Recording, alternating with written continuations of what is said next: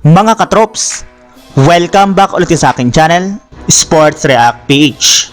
At ngayon nga ay pag-uusapan natin ang sinasabing tunay na rason bakit tinanggal ng Sacramento Kings si Coach Mike Brown.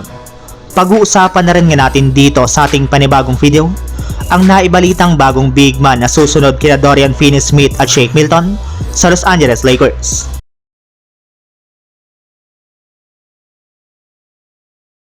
Kitang-kita na nga po mga katrops na hindi talaga si Coach Mike Brown ang tunay na may kasalanan bakit bumabagsak ngayon ang Sacramento Kings sa standings ng Western Conference dahil halos wala rin naman nga pong pinagbago ang kanilang laro simula nang tanggalin nga po nila ito. Hirap pa rin naman nga po sila na manalo sa kanilang mga laro kahit meron na silang bagong head coach, kaya isang malaking katanungan na nga po bakit nga ba tinanggal nila si Coach Mike Brown nang nagdaang araw. Well, ayon nga po sa ibinulgar ng isang NBA insider, kinausap na nga daw po sana ni Mike Brown si DeMar DeRozan na kung maaari nga daw po ay maglaro ito ng off the bench bilang parte ng kanyang gagawing adjustment sa kanilang game plan para manalo dito. Ngunit hindi nga daw po ito nagustuhan ni DeMar DeRozan ang ganitong klaseng ideya dahil isang malaking sampal nga po ito sa kanyang ego.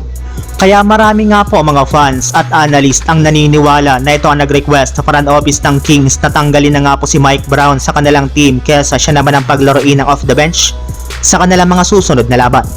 Samantala, punta naman tayo sa ating sunod na pag-uusapan sa balitang bagong big man na susunod kina Dorian Finney-Smith at Shake Milton sa Los Angeles Lakers.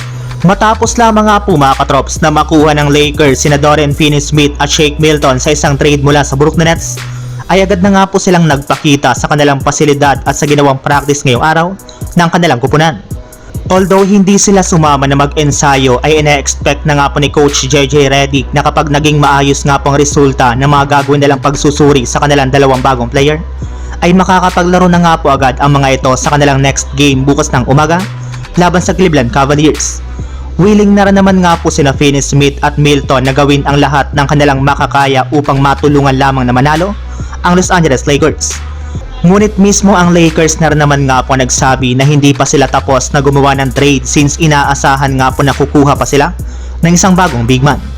At isa nga po sa mga sentro na pinagpipilian na nga po nila ngayong kunin ay si Nick Richards mula sa Hornets, na maaari nga daw po nila na makuha sa pamamagitan ng pag-offer nila dito ng kanilang mga manlalaro na sina Jalen Hood-Schifino, Jackson Hayes at isang second round pick.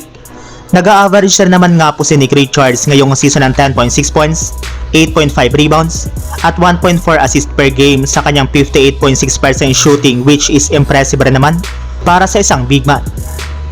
So yun lang mga katrops, ang handog kong story ngayong araw.